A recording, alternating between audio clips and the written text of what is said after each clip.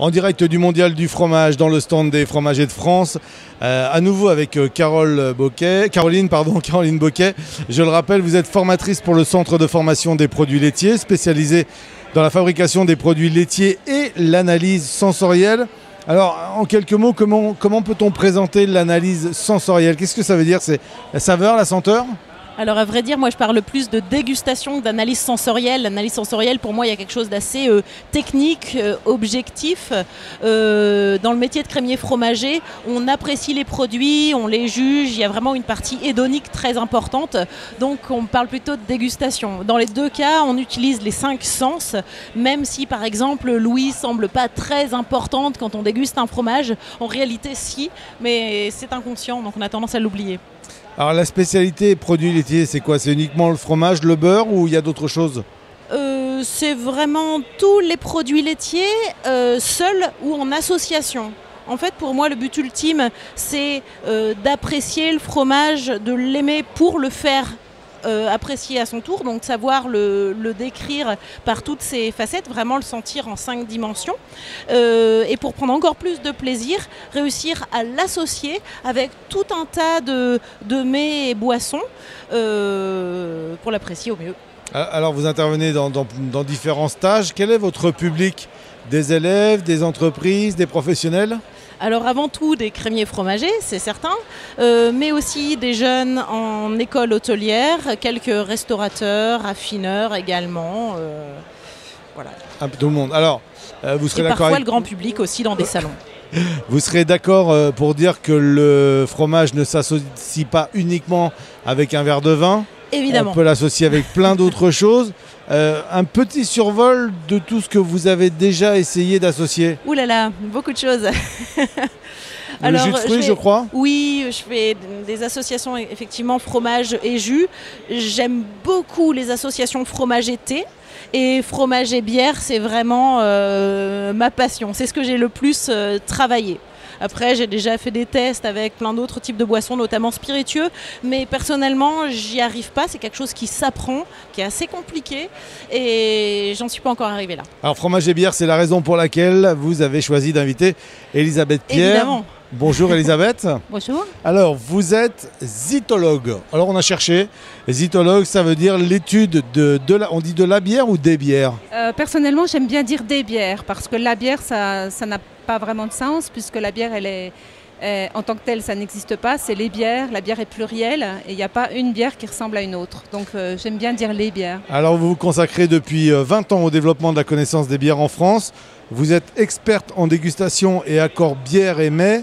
Vous créez des formations sur mesure pour tous les métiers liés à la bière. Alors, quels sont ces métiers de fabrication? La culture des ingrédients, c'est quoi pour la bière? Alors, ce qui est fondamental, c'est de faire comprendre à toutes les personnes qui s'intéressent à la bière dans leur métier, que ce soit lié à la filière bière ou aux filières autour de la bière, donc par exemple la filière du fromage, c'est de donner un peu de culture du produit. C'est-à-dire donner une dimension naturelle et végétale à la bière, ce qu'elle est réellement, puisque c'est d'abord avant tout un jus de céréales, fermenté bien sûr, aromatisé de houblon, mais c'est une culture du produit qui est déjà la première étape à faire connaître à tous les professionnels et également au public. Alors vous avez déjà publié à plusieurs reprises des livres. Oui. Il y a autant à dire que ça sur les bières? Ah ben oui, je peux les montrer d'ailleurs. Ah oui, bien sûr. Alors, je dirais même qu'il y a de plus en plus à dire. Ça, c'est en fait le dernier qui est sorti, c'est pour la connaissance des styles et des goûts. Alors, c'est le style, les styles, c'est un petit peu l'équivalent des cépages et des appellations dans le vin. Et on appelle ça des styles dans la bière, mais c'est encore quelque chose de très méconnu en France. Donc c'est pour ça que j'ai fait ce livre très pédagogique pour expliquer les styles par les goûts. C'est-à-dire qu'un style, c'est rien si ce n'est pas expliqué par les goûts. Le guide achète des bières, donc c'est le même principe que le guide achète des vins. C'est un petit peu un guide brassicole touristique où on va à la rencontre des producteurs dans chaque village, dans chaque région, en France, en Belgique, etc. Et puis Biérographie, qui est un livre très ludique, traité en dessin sur les idées reçues de la bière. Donc, et notamment le fait que la bière, effectivement, ça va très bien aussi avec le fromage. Et il y a des pages entières consacrées à ce sujet-là. Alors vous partez à la rencontre des producteurs dans les brasseries en Europe et en Amérique du Nord. Y a-t-il encore des trésors cachés de bières non exploitées commercialement? Et il vous arrive de trouver des pépites? Tous les jours. À ce point-là? Tous les jours, je découvre des pépites, soit tout simplement en France, dans les régions où on s'y attend le moins, c'est-à-dire souvent en ce moment dans le sud-est ou le sud-ouest de la France, tout simplement parce que c'est dans ces régions-là, également dans l'ouest, qu'on a une renaissance des paysans brasseurs en ce moment. Donc depuis quelques années, c'est tout à fait une tendance très très forte de retrouver des jeunes qui s'installent en fait, d'aller à la rencontre de jeunes qui s'installent en tant qu'agriculteurs et qui deviennent également brasseurs pour transformer leur production de céréales en bière, tout simplement. Donc ça, c'est les premières pépites que je trouve. Et puis les autres pépites, c'est au hasard aussi de mes voyages et de mes activités dans les festivals et dans les rencontres avec les brasseurs dans tous les pays. Alors vous animez un site internet qui s'appelle bierissima.com. On y trouve quoi sur ce site?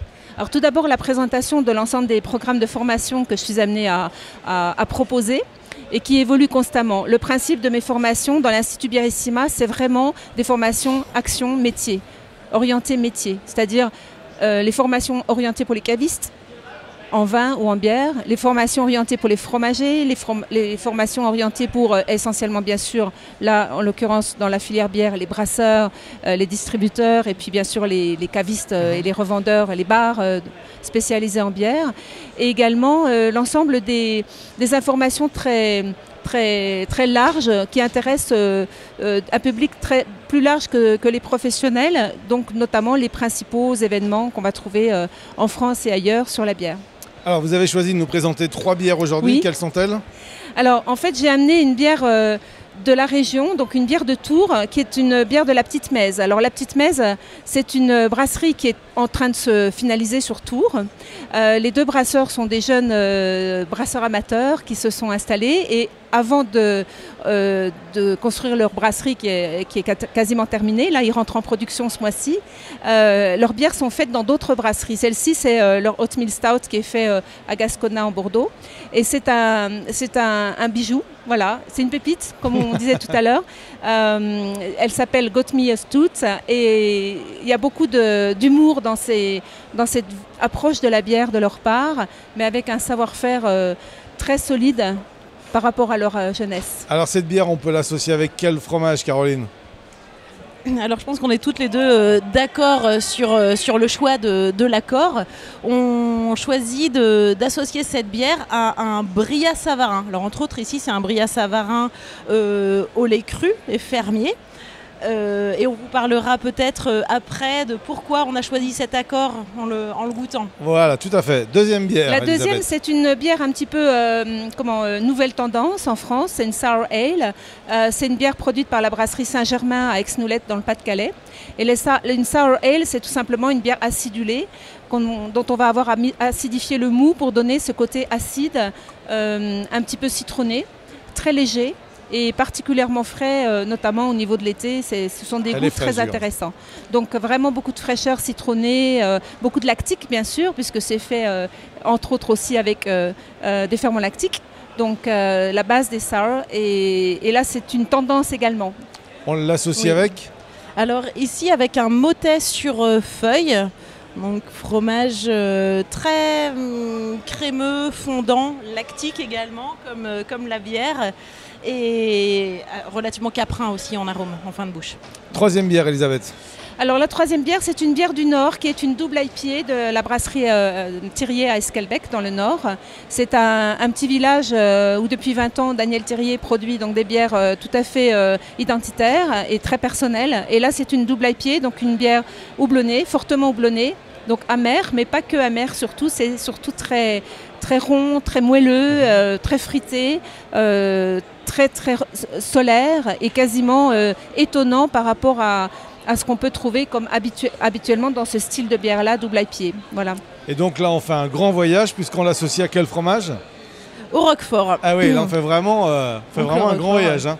Presque du nord au sud. Oui. Le principe des accords, d'ailleurs, c'est pas toujours strictement ça qu'il faut faire, mais c'est le fruit un petit peu de nos recherches et surtout quand on quand on essaye énormément de bière avec énormément de fromage, on tombe sur des choses quelquefois qui correspondent à nos attentes ou quelquefois qui sont totalement sidérantes. Tout à fait. Là d'ailleurs, je pense qu'on aura un peu deux extrêmes dans ce sens-là. Est-ce qu'on peut imaginer, en reprenant les bières, qu'elles peuvent être associées à des fromages de leur région respective ou pas du tout? Bien sûr, bien sûr. D'accord. Alors exemple? Si je peux préciser, c'est tout à fait possible. Et d'un autre côté, on peut trouver cette même bière qui va s'associer avec un fromage de l'autre bout du monde ou inversement. Très bien. Parce qu'aujourd'hui, les brasseurs sont très créatifs et ils arrivent dans une même brasserie locale à faire des bières de tous les styles, en fait. Et dans tous ces styles, on peut trouver des associations qui iront forcément avec les fromages locaux. Je vous propose maintenant de goûter. Oui, alors on va commencer peut-être par la sour avec le moté sur feuille. Donc on choisit de commencer par cet accord parce que ça sera certainement le plus léger et le plus court en bouche de tous les accords. En général, moi, ma logique pour faire un ordre de dégustation, c'est vraiment d'utiliser la persistance en bouche. Donc on terminera avec le Alors on commence par la bière ou on commence par le fromage quand on fait une dégustation? Très bonne question. L'œuf ou la poule? Alors, en ce qui me concerne, j'ai, disons, une préférence. Je conseille toujours de commencer par la bière pour une raison très simple, c'est que le fromage, si on commence par le fromage, et on peut bien sûr commencer par le fromage, on ne va pas avoir les mêmes sensations. Tout simplement parce que le fromage va couvrir, on va dire, le palais déjà de la pâte, du sel et du gras, etc. Et de la matière grasse, oui. Voilà, et donc du coup, la bière va arriver par là-dessus. Donc, je conseille toujours de prendre connaissance déjà avec la bière, oui. Donc en humant bien sûr, toujours l'importance du nez. Comme dans le fromage, on a l'importance du nez dans la bière. Et ça, c'est quelque chose de très important, de toujours profiter du nez de la bière. Et là, on a un nez totalement lactique et totalement sur le même registre quasiment que ce fromage. Et ensuite, de prendre une gorgée de bière. Juste après, pour apprécier les sensations de la bière. Et juste ensuite, on prend un petit morceau de fromage. L'idée, c'est vraiment de laisser fondre le fromage et sans avoir tout à fait terminé la bouchée, de reprendre une toute petite gorgée de bière pour que les deux se fusionnent. Je sais pas ce que t'en penses. Oui, j'aurais fait exactement la même chose. D'abord, apprécier la bière seule.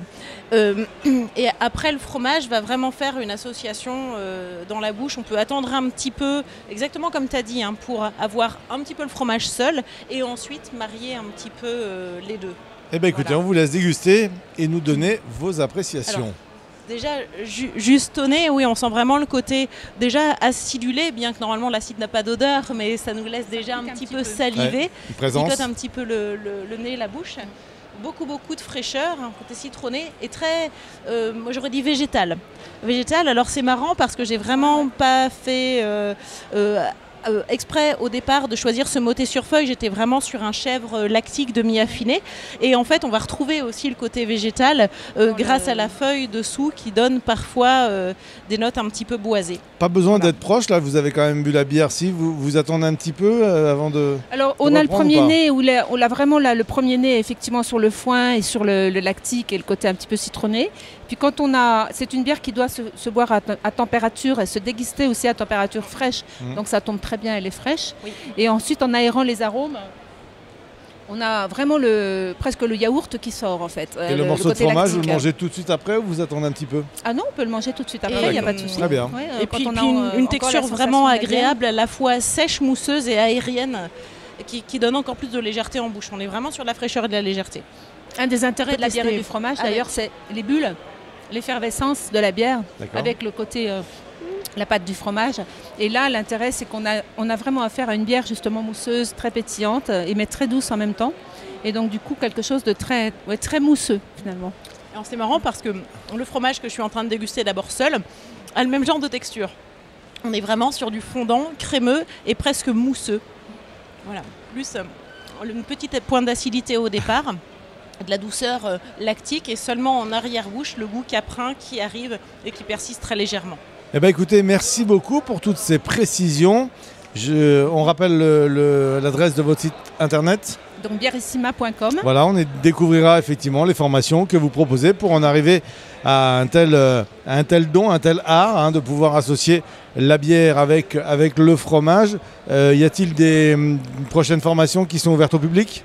Oui, tout à fait. C'est au mois de juillet. Il y a 2 formations qui sont dédiées justement aux connaissances, aux différents moyens de marier la bière et le fromage en juillet.